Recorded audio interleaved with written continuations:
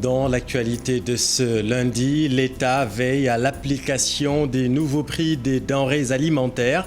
Les inspecteurs de la direction du commerce effectuent des vérifications dans les boutiques de quartier. Les commerçants récalcitrants s'exposent à des sanctions. Dépollution de la baie de Hann, la coordination des acteurs de Thiaroye-sur-Mer dénonce le retard du démarrage des travaux de restructuration de la commune. Les acteurs exigent des ouvrages d'assainissement de qualité. À la une également, la mort de l'ancienne gloire de la lutte sénégalaise, Double Less. Il a été inhumé cet après-midi à Yoff. Retour sur son mémorable parcours dans cette édition. L'actualité en Guinée, au lendemain du coup de force, le colonel Mamadi Doumbia promet un gouvernement d'union nationale. Comment éviter l'engrenage des coups de force en Guinée? Quelles conséquences sur la stabilité de la région ouest africaine? Nous ferons un large point sur cette actualité guinéenne. En sport, deuxième journée des éliminatoires mondiales 2022. Les Lions de la Teranga à Brazzaville pour reprendre la première place du groupe H. Sénégal affronte le Congo ce mardi.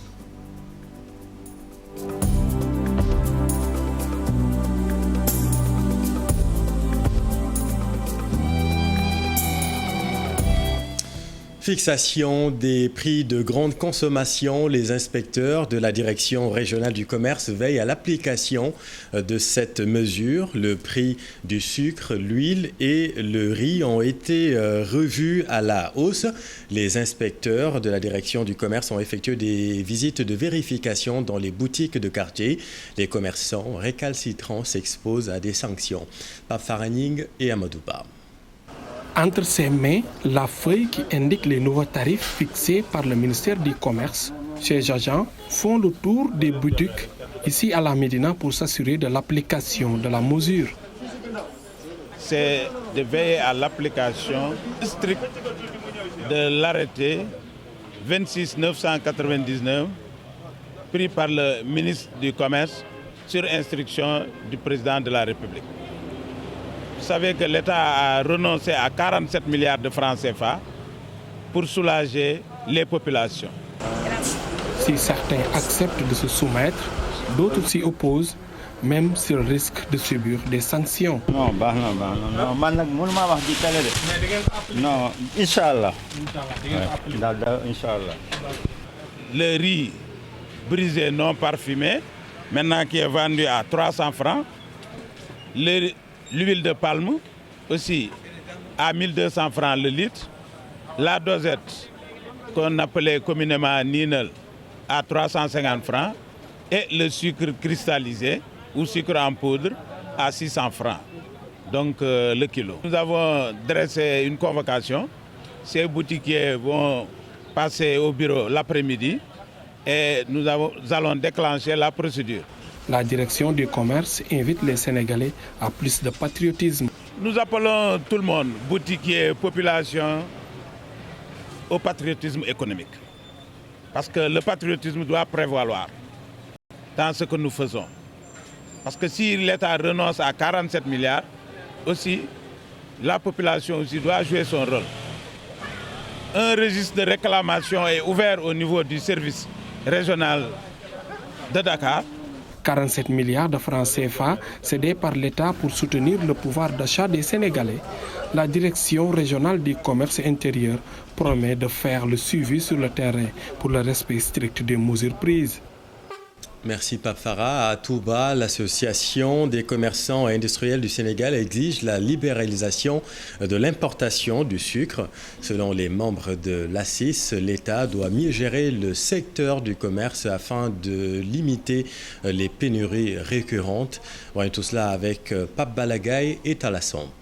Le prix des denrées de première nécessité et la rareté de certains produits, notamment le sucre, fait réagir les commerçants de Touba. Secrétaire général de l'Association des commerçants et industriels du Sénégal, section Touba, Cheikh Bassirou Diakhaté appelle l'État à libérer le marché de l'importation du sucre pour éviter ce genre de tension. L'Association des commerçants et industriels du Sénégal fustige le dictat de la CSS. Nous savons tous que la compagnie sucrière du Sénégal n'a pas les moyens de satisfaire la demande nationale à elle seule. C'est pourquoi donc la donnée les coups de franche d'importer la plupart des stocks au détriment des commerçants sénégalais. Nous appelons à l'État de changer de politique dans ce secteur car la CCS n'est plus une solution durable. De ce fait, Aziz réclame la libéralisation du marché du sucre pour que plus jamais ce genre de situation ne se reproduise. Autre inquiétude, la concurrence étrangère jugée déloyale. Le secrétaire général de l'ACIS invite les autorités à privilégier la politique du protectionnisme de l'économie nationale. Ces dernières années, force est de constater que les Chinois, les Indiens, les Turcs, etc. envahissent le marché sénégalais avec des pratiques irrégulières et anti-concurrentielles. Cette forfaiture risque de faire sombrer le secteur du commerce et des acteurs. Si cette pratique perpétue et que l'État ne réagit pas en mettant une politique de protectionniste, nous assisterons à une colonisation commerciale sans précédent. L'ACIS, soucieuse de la santé des populations durant le Grand Magal de Touba, appelle par ailleurs leurs collègues à plus de responsabilités et veiller pour que le marché ne soit pas inondé par des produits périmés. Merci Pape Farah. Toute autre chose à présent, bientôt la mise en œuvre effective de la fonction publique territoriale. Le ministre des collectivités territoriales et l'intersyndicale des travailleurs se sont rencontrés ce matin pour échanger sur les 3 décrets signés récemment par le chef de l'État Macky Sall. Ils concernent le décret 2011-662, le décret sur la création du Centre national de gestion de la fonction publique territoriale et de la formation. Une campagne d'information sur la mise en œuvre est prévue. On voit tout cela avec Alassane Ba et Amadou Ba. Ils ont l'habitude de tenir des rencontres du genre pour échanger sur des questions qui intéressent les travailleurs des collectivités territoriales. Ce matin, il s'agit de voir comment faire pour procéder à la mise en œuvre des 3 décrets signés le 25 mai dernier par le chef de l'État Macky Sall et qui viennent compléter ainsi l'architecture législative et réglementaire de la fonction publique locale. De tout cela, nous avons décidé de faire en sorte qu'il y ait une large diffusion, une vulgarisation, et faire en sorte que tous les bénéficiaires puissent être informés de leur mise en œuvre. Par exemple, nous avons décidé de faire une large communication autour de la révision du décret 2011-662 pour que les agents puissent comprendre les modalités pratiques pour bénéficier des retombées de ce décret. L'intersyndicale se réjouit des efforts consentis par l'État du Sénégal pour satisfaire les demandes des travailleurs. Les travailleurs au niveau de la base, tous les jours nous interpellent sur la fonction publique locale. Je pense qu'aujourd'hui, ils verront que nous sommes en train de travailler à mettre en œuvre cette fonction publique locale à travers les textes qui ont été pris et aussi faire en sorte que le Centre national de la fonction publique locale qui véritablement va gérer tout cela sera mis en œuvre bientôt. Dès l'instant qu'il est opérationnel, je pense que nous pourrons aller très très vite dans la mise en œuvre de la fonction publique locale. Cette mise en œuvre, vous savez, le plus difficile, c'était quand même d'avoir ces décrets. C'est ça. Ces décrets, nous les avons. Nous avons une feuille de route que nous planifions avec les autres ministères concernés. C'est cette synergie d'action, mais je peux vous garantir que nous allons arriver à des résultats tangibles dans un délai raisonnable. Le ministre des collectivités territoriales prévoit de convoquer en octobre le Conseil supérieur de la fonction publique territoriale. Ils vont examiner la feuille de route et faire le point sur les avancées. Dépollution de la baie de Han, la coordination des acteurs de Thiaroye-sur-Mer dénonce le retard du démarrage des travaux de restructuration de la commune. Les acteurs ont tenu une conférence de presse dimanche pour fustiger le retard. Ils exigent le début des travaux dans les plus brefs délais. Voyons tout cela avec Nongoka et Asmalik Diop. La coordination des acteurs de Thiaroye-sur-Mer revient à la charge.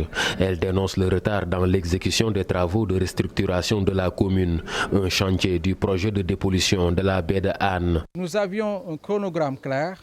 Nous avons constaté qu'il y a eu des manquements notoires, à savoir des retards inexpliqués. Donc nous ne voulons pas que ces engagements tombent à l'eau, parce que la situation de Thiaroye-sur-Mer est un espoir de toute la population. La coordination des acteurs de Thiaroye-sur-Mer campe toujours sur sa position. Elle ne compte faire aucune concession pour avoir gain de cause. Je pense que ça, au-delà même de l'existence, c'est devenu un accord. Tous les acteurs, on est d'accord sur le fait que les deux projets doivent aller concomitamment. Ce n'est plus possible, ça, on ne peut plus penser comme ça. Je pense que tous les acteurs en sont conscients aujourd'hui parce que dans la mesure où nous avons eu la médiation du sous-préfet et que ça, je pense que ça doit être oublié. Thiaroye-sur-Mer est une localité qui étouffe. La configuration des quartiers n'offre pas une possibilité d'aménager un cadre de vie attrayant. La coordination estime que le projet de dépollution de la baie de Hann doit aussi profiter à l'ancien village Lébou. Mais ce que l'on oublie souvent, c'est que la restauration de Thiaroye-sur-Mer, bien étant une demande locale, est un besoin national. En termes de pertes économiques, combien le Sénégal a perdu durant ce week-end-là? Tout simplement parce que les eaux n'ont pas traversé Thiaroye-sur-Mer. Quand la nationale 1 est bloquée, ce que peut servir le Thiaroye-sur-Mer si c'était restructuré en termes de solutions pour la fluidité urbaine. Si Thiaroye-sur-Mer est restructuré, vous pouvez entrer à Yara et sortir en Mbao. À Thiaroye-sur-Mer, les travaux de dépollution de la baie de Hann doivent traverser la commune sur un linéaire de 6 km. Merci Nongo. Alors maintenant à Thiès pour parler de l'éducation des chargés de cours. Ils sont plus de 400 enseignants recrutés par l'État. Ils enseignent dans les collèges et lycées depuis plus de 10 ans, mais ils font face à des difficultés liées à la formation. C'est un sujet réalisé par Cheikh Anta Diop et Seyla Tir. Ils étaient des instituteurs diplômés de l'enseignement supérieur, mais ils sont recrutés pour servir au moins secondaire. Depuis plus de 10 ans, ils enseignent dans les lycées et collèges, mais avec beaucoup de difficultés. La trame de fond dans les revendications, c'est la valorisation. Ce que nous ne pouvons pas concevoir aujourd'hui, c'est qu'ils soient mis à l'écart, qu'on ne les valorise pas. Actuellement, où qu'ils soient au Sénégal, aujourd'hui, nous avons le mouvement national qui est sorti, mais il ne peut pas participer à ce mouvement national. C'est-à-dire qu'il ne peut pas compétir. Eux, ils ne peuvent pas compétir, mais aussi leur évolution, c'est-à-dire leur progression dans la fonction publique est plombée. Un appel est ainsi lancé à l'endroit des syndicats d'enseignants pour prendre en charge leurs préoccupations. Ce que nous demandons, c'est la formation. Qu'elle soit en mise en position de stage ou une formation à distance, nous demandons une formation. C'est cela en réalité qui nous importe le plus. Les syndicats anciens ne se soucient pas de nos problèmes. Nous avons eu à les exposer cela à de multiples rencontres. Mais en vain, nous dénonçons les lenteurs administratives dont nous sommes tous frappés. Ces chargés de cours du Sénégal affichent la détermination. Des actions seront menées, disent-ils, dès l'ouverture des classes. Satisfaction des autorités de la compagnie Air Sénégal après le lancement de la ligne Dakar-Washington. La cérémonie de clôture s'est tenue en présence des Sénégalais de la diaspora. Occasion saisie par le directeur général de la compagnie pour remercier les contributeurs au projet, sans rappeler les nombreux défis qui attendent le transporteur national. Reportage de nos envoyés spéciaux aux États-Unis, Sarah Cissé et Chérif Touré. Merci. Un mot qui s'est imposé naturellement au directeur général d'Air Sénégal après un lancement réussi du vol inaugural Dakar-Washington. Nous avons ainsi atteint le premier objectif qui est cette partie de rapprochement entre les États et les peuples. Ensuite, il y a le deuxième objectif qui est l'objectif vraiment de nos compatriotes, aussi bien basés ici qu'en Afrique de l'Ouest. La Caisse de dépôt et consignation était également du voyage. L'institution est actionnaire principal de la compagnie. Pour son directeur général, c'est une fierté d'avoir rendu possible ce challenge.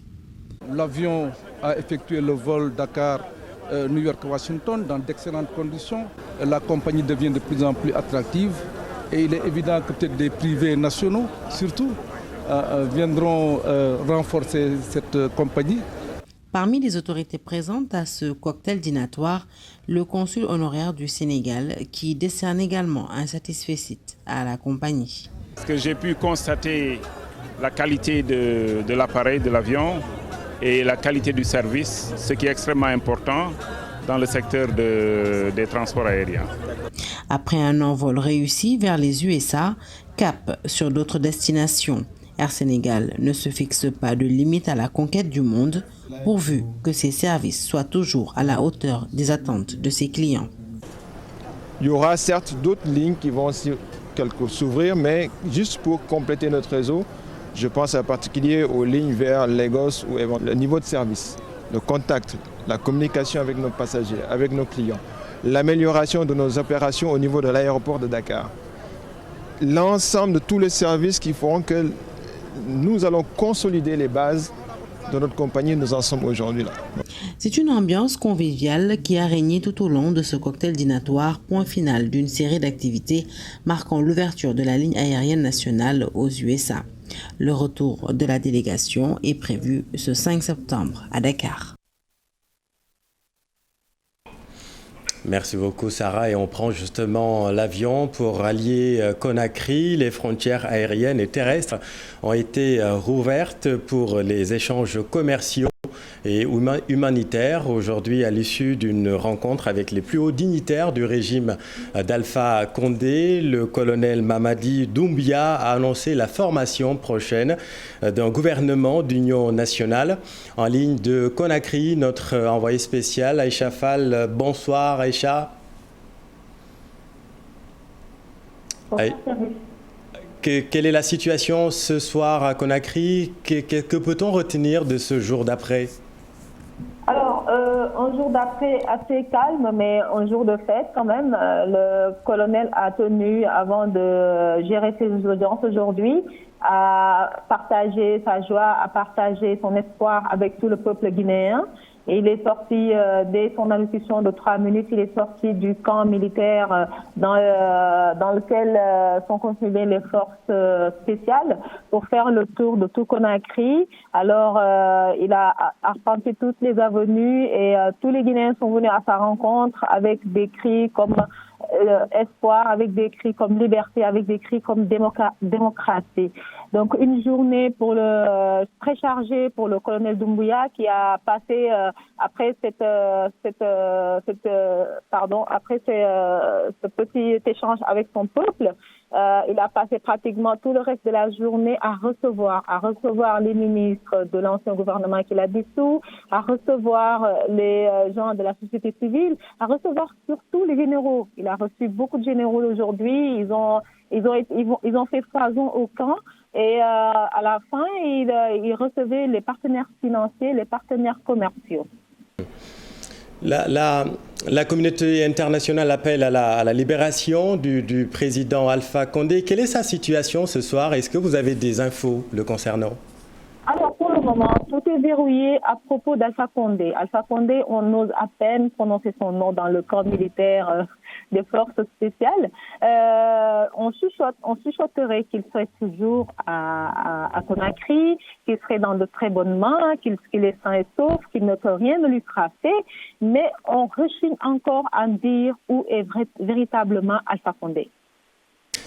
Merci beaucoup Aïcha Fall, journaliste au quotidien L'Observateur, envoyé spécial du groupe Futur Média à Conakry. Vous suivez tout cela pour nous. Merci beaucoup Aïcha. Vous l'avez dit, un peu partout en Guinée, c'est un sentiment de liberté qui prévaut. Liberté, c'est le mot qui résonne à l'Abbé, fief d'un certain Cellou Dalein Diallo, opposant historique en Guinée. C'est un reportage de Chérif Dia avec les images de Alpha Bari. Comme Conakry et partout ailleurs en Guinée, la région de l'Abbé avait aussi soif de liberté. Une liberté que ces manifestants espèrent retrouver depuis dimanche, jour de la chute de Alpha Condé. Ils se sont du coup donné rendez-vous au gouvernorat, lieu de l'installation du nouveau gouverneur, le colonel Tamba Kalastolo, cumulativement à ses fonctions de commandant de la zone militaire de l'Abbé. Par ce acte, j'installe, par la grâce de Dieu et en son nom, le colonel Kasras dans les fonctions de gouverneur de la région administrative de l'Abbé. Que Dieu le bénisse.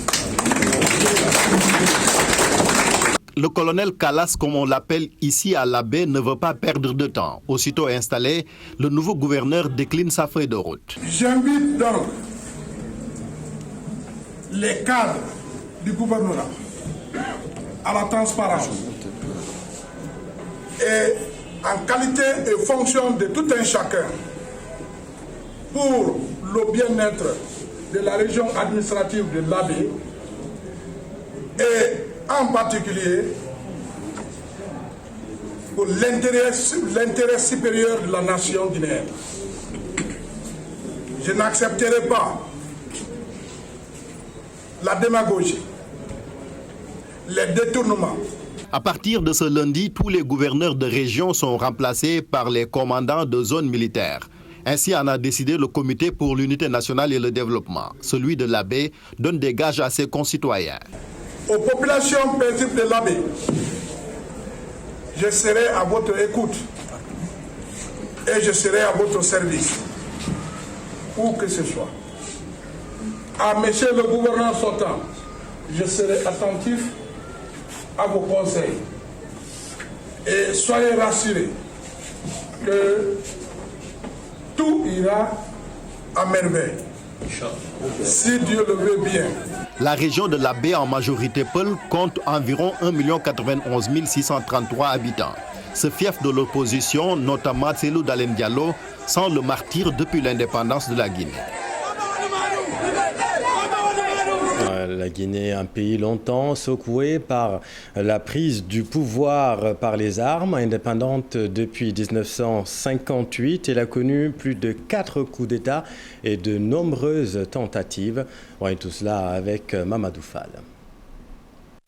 La Guinée fait partie des premiers pays d'Afrique de l'Ouest à accéder à l'indépendance en 1958 avec comme président Ahmed Sékou Touré. Le père de l'indépendance guinéenne est resté au pouvoir jusqu'en 1984, année de sa mort après avoir suivi une intervention chirurgicale aux États-Unis. Jean Conté décède en 2008. Dadis Camara entre dans la danse en s'autoproclamant président de la République en 2009. Une tentative d'assassinat contre sa personne s'en est suivie et une sortie de crise organisée en 2010. Décembre 2010, Alpha Condé est devenu président de la République de la Guinée au second tour du scrutin devant Selou Dalen Diallo. Depuis, du sang a été versé. 11 octobre 2015, Condé est réélu avec 59,7% en 2020. Alpha Condé remporte l'élection présidentielle pour un 3e mandat. Des résultats contestés et des manifestations de l'opposition occasionnant plus de 200 morts. Alpha Condé pensait dérouler tranquillement son 3e mandat avant que la vague Doumbouya le renverse juste un an après sa réélection. Merci beaucoup Mamadou pour ce rappel historique. Et dans ce contexte, comment éviter l'engrenage des coups de force en Guinée et quelles conséquences sur la stabilité de la région ouest africaine?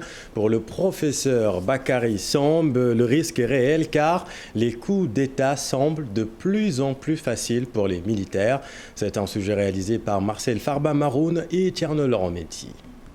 Premier président démocratiquement élu en Guinée, Alpha Condé est donc naturellement devenu le premier du genre à avoir été renversé par l'armée. Et au vu des coups d'État qui sont désormais légion, notamment dans la région ouest africaine, d'aucuns craignent le pire. Je crois que nous sommes entrés dans une ère trouble dans la sous-région ou dans la région de manière générale. On voit les pushs se généraliser. Nous avons le Tchad, nous avons le Mali, à côté il y a la Guinée. Et je crois que c'est parti pour être un cycle d'instabilité qui va s'ajouter à la question de l'instabilité et de l'insécurité endémique qu'on connaît dans la sous-région. En renversant des présidents élus par les urnes, les militaires promettent la plupart du temps de restaurer la démocratie. Un paradoxe à placer dans le contexte général de ce que les experts appellent les vents défavorables à la démocratie. Toutes les élections qui se sont déroulées ces derniers temps, que ce soit en Côte d'Ivoire, soit dans d'autres pays, ont été validés par les grandes puissances et par les instances internationales. Et aujourd'hui, on est arrivé à un moment où les coups d'État réussissent, parfois de manière non sanglante, parce que justement les militaires ont déjà gagné la conquête des cœurs au regard des frustrations et que les États sont confrontés maintenant à ce déficit de crédibilité et ont perdu la bataille de l'opinion et du soutien populaire. C'est avec le soutien des partenaires techniques et financiers que la Guinée a mené depuis 2010 une vaste réforme du secteur de la sécurité. Objectif, professionnaliser les forces de défense et de sécurité, mieux les préparer à assurer leur mission ou encore les dépolitiser. Un dernier objectif, pas du tout atteint. Merci Marcel. L'actualité au Sénégal, c'est la mort de l'ancienne gloire de la lutte sénégalaise, Mamadou Sakho, alias Double Less. Il a été inhumé cet après-midi au cimetière de Yoff. Retour sur son parcours mémorable avec Malik Tiandou. L'arène sénégalaise encore endeuillée. Mamadou Sakho, dit Double Less, tire sa révérence des suites d'une longue maladie. Le natif de Malifara, dans le département de Sédhiou, perd son ultime combat, non sans avoir marqué d'une empreinte indélébile l'histoire de la lutte sénégalaise. De 1972, date de son premier combat dans l'arène contre Doudou Bakassar, à 1999, Double Less s'était taillé une réputation de gagneur, ce qui lui a valu le titre de seigneur des arènes. Il a épinglé à son tableau de chasse tous les grands champions de l'époque. Mame Gorgui Ndiaye, Ibou Senghor, Pape Kane, Mbaye Gueye, Moussa Diamé, Mor Fadam, Toubabou Dior, et la liste est loin d'être exhaustive. Double Less a également rayonné sur la scène internationale sous les couleurs du Sénégal. Plusieurs fois champion d'Afrique, Double Less a brillamment représenté le Sénégal sur la scène olympique. Il a notamment pris part aux Jeux olympiques de Montréal 1976, Moscou 1980, Los Angeles 1984 et aux Jeux africains de Nairobi. Double Less, le baobab s'est effondré, mais son legs sera perpétué par ses fils Balla Gaye 2 et Sa Thiès. La perte de Double Less doit pousser à réfléchir sur les conditions d'existence des anciennes gloires de la lutte sénégalaise. Mbaye Gueye, Boy Bambara, Mor Fadam, Balla Gaye numéro 1, Toubabou Dior, entre autres, ont tous eu des ennuis de santé avant de partir au pays du grand repos. Merci Malik. Lui aussi, son histoire dépasse l'entendement. Jean-Pierre Adams, ce footballeur d'origine sénégalaise plongé dans le coma depuis 1982, finalement décédé ce lundi. Jean-Pierre fut un des premiers footballeurs africains à jouer dans l'équipe nationale de la France. Durant 39 ans, il était plongé dans le coma. Les témoignages de sa petite sœur et de Abdoulaye Diaw recueillis par nos équipes Aminata Marisso et Modou Diop. Nous avons retrouvé la famille Adams aux allées centenaires. Devant la porte, la petite sœur Elisabeth Adams nous accueille. D'être dans le coma depuis 39 ans, ça a été très très difficile. On était sous le choc, mais bon, on continue toujours de mettre tout entre les mains du bon Dieu. C'est tout ce qu'on pouvait faire. Jean-Pierre Adams, un des premiers Sénégalais à jouer dans l'équipe nationale de France. Nous sommes vers les années 60. De France, ce n'était plus arrivé depuis les années 30. À l'époque, c'était Raoul Diagne, fils de Blaise Diagne. À l'époque, c'était Raoul Diagne qui jouait à l'équipe de France, qui a fait une Coupe du Monde avec la France dans les années 38. Raoul Diagne qui deviendra après le premier entraîneur national de l'équipe du Sénégal. Nous sommes au début des années 60. Depuis, il n'y avait plus de Sénégalais en équipe de France. Jusqu'au moment où Jean-Pierre Adams a attiré l'attention d'un sélectionneur qui est passé en France et qui s'appelait Stéphane Kovacs. Jean-Pierre Adams, un footballeur de nationalité sénégalaise qui avait séduit la France d'alors, hélas, il n'aura pas tenu debout longtemps. Vraiment, c'est très dur pour Jean-Pierre parce qu'il a 73 ans aujourd'hui et il est resté dans le coma 39 ans, donc il a vécu que 34 ans. Une anesthésie ratée à l'origine du malheur. Demain ici, c'est vrai, la Namibie a 4 points, mais ils ont un match de plus. On doit jouer notre deuxième match, comme je l'ai toujours dit dans ces éliminatoires. Même si on gagne demain, rien n'est fait. Voilà, donc c'est 6 matchs où il faut être cohérent, 6 matchs où il faut se préparer pour combattre. Nous sommes conscients de notre force, à nous de faire le travail demain pour reprendre cette place de première.